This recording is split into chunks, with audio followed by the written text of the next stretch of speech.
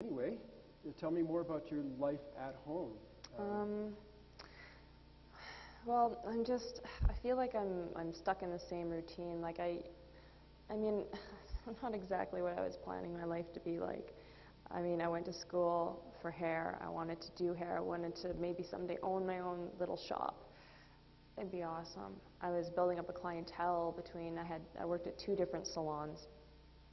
And then I got pregnant, and then, all I do is, obviously, I have to take care of my kids. That's my job. But all I do is I take care of my kids. I take care of the house, and my husband or my boyfriend when he's home, and whatnot. I don't know. There's just, I guess, not a lot of time for me, or I don't know. I really do miss working. Tell me about Lucy's hair. Her hair? Yeah. It's actually a lot like mine. She looks like a little me when I was that age. Totally. She's got like dark brown hair. It's so soft. It's so curly. It's really, really So pretty. you really like doing her hair? Yeah. Yeah. Yeah. And what about Stephen? What's his hair like? Stephen, it's more like John's. It's straight. It's coarser. It's short. It's a little boy cut, very straight. That kind of thing. And what's the hair like of your friends that you play volleyball with? I have one girlfriend, her name's Chantel. She has blonde hair, really curly, really long, gorgeous. It's so much fun to play with.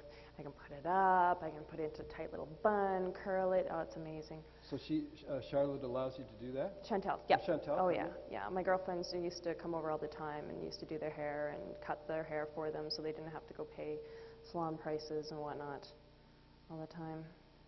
So you can have sort of a small sort of cottage business, so to speak, with doing your girlfriend's hair, and if they don't have very much money, you at least trade off some child care, like they could take care of your kids for a little while you have some time for you and time for yourself, because you like doing hair anyway, so you might as well totally do what you want to do and build up credits with your own little ecosystem, shall we say. Yeah, that's a good idea. Yeah. I haven't done it for a while just because I've been so tired and stressed and whatnot, but yeah, maybe I could do that. Well, I'm thinking, a lot of people who are tired, stressed, depressed, one of the most helpful interventions is to get them to do something to translate their inertia into momentum. Okay, and especially if it's a pleasurable activity and a mastery activity. So, working with hair gives you both. So I'm kind of imagining you going through your day, and because it is a physical activity and a skill development activity, that oddly enough, that would probably generate more energy for you rather than be an energy drain. What do you think? Yeah, I've heard that before. It's I'm so tired in the first place, it's hard to do physical stuff, that kind of thing. But yeah, maybe if I had something like that to look forward to, that could actually help. Yeah, it's a real chicken and egg dilemma, isn't it? Yeah. I'm so tired that I can't do the things that could generate the energy to take care of my tiredness. I'd rather just sleep sometimes. Reminds me of the cartoon Snoopy saying, every day I do the same thing. I see Charlie Brown, and I see Lucy, and I eat the same dog food, and go to the same places. And he's getting more and more morose, and then finally he lies in meditation. He goes on top of his doghouse, and he says, "Sometimes I marvel at my consistency."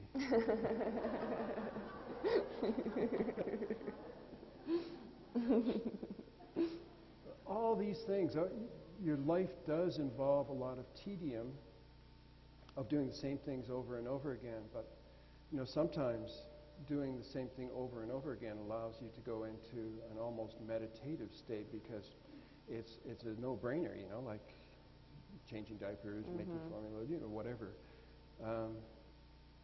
do you ever sort of allow yourself, when you're doing routine things, to kind of daydream, fantasize? Not really. Hmm.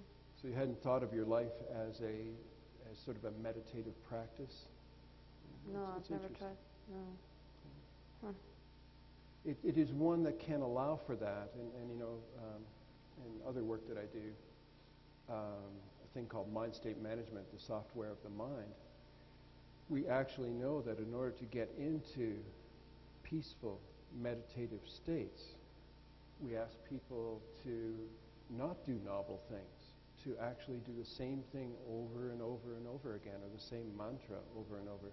And what that does is really allow the person to kind of get into what we call alpha states, states that are kind of slower, gentler. And there's a lot of literature out there about meditation and a lot of ways to do meditation, even as you work, even when you're doing house cleaning. Really? Is that hard?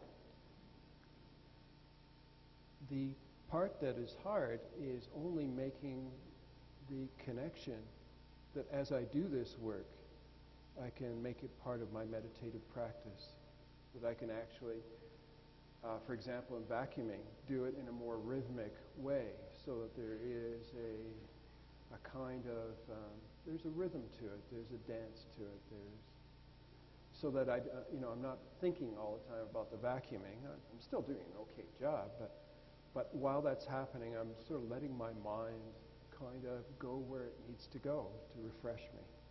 So you do it to refresh your mind? Mm-hmm. Is that what the... I guess kind of like daydreaming on the job.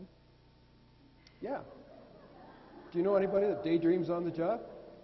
I think everybody daydreams on the job a little bit. Exactly. It's a part of allowing the tedium of everyday life to actually be a platform from which you can go into altered states and to go into kind of a nice way of being, rather than, because you have to do it anyway, and that's unfortunate, but it is true. But tell me a little bit about your day-to-day tedium life that actually is fun. Well, I like playing with the kids, obviously. That's a lot of fun. I mean, they do just little things that amaze me. Give me an example. I'd love to hear stories like that. Oh, I just like the things that my little one says that he's mimicking John. Let me think of something. He's so cute. He'll just like stand there with his hands on his hips, because John does that sometimes, and say, "No, I'm not doing that." Stuff like that, and just I can't even get mad. I just start laughing too much. They're just so cute, or just different things that Lucy will find and bring to me, and she's not talking yet, but she'll just bring me little things and look at me very concerned. And I'll tell her what it is, and then go and put it back, and then find something else, bring it to me. And I'll tell her, okay, that's that. She's very cute. So you really, sounds to me like you really have a really strong bond with those kids, Oh, and they yeah. give you a lot. Oh, of course. Yeah, I would never change that. Mm-hmm. I would never change that. How's John with the kids?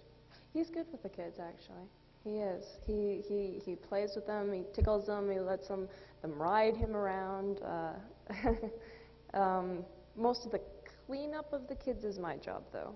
Like, he doesn't really do the diaper thing or the feeding food thing kind of stuff. But, I mean, he does love them. It's kind of unusual, because he's an oil rig guy. I mean, he's not, your prissy no. business executive. He isn't willing to get down and dirty. No, So. that's true. But I think he just kind of figures that's my job. So, he makes the money. I take care of the house and the kids. So, yeah, compared to your expectations about what living together would be like, how has this turned out for you?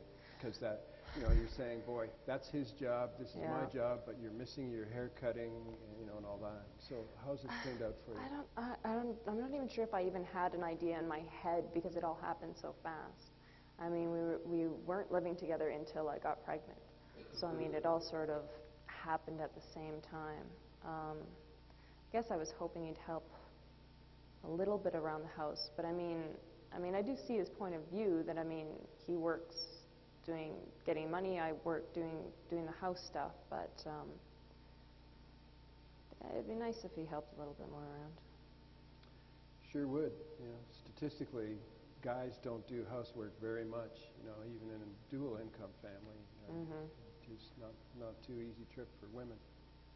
Yeah. Yeah. How did the whole decision to have children? How did that come up? It wasn't actually a decision; it just kind of happened. It was an accident. So tell me, what kind of birth control were you using at the time? I was using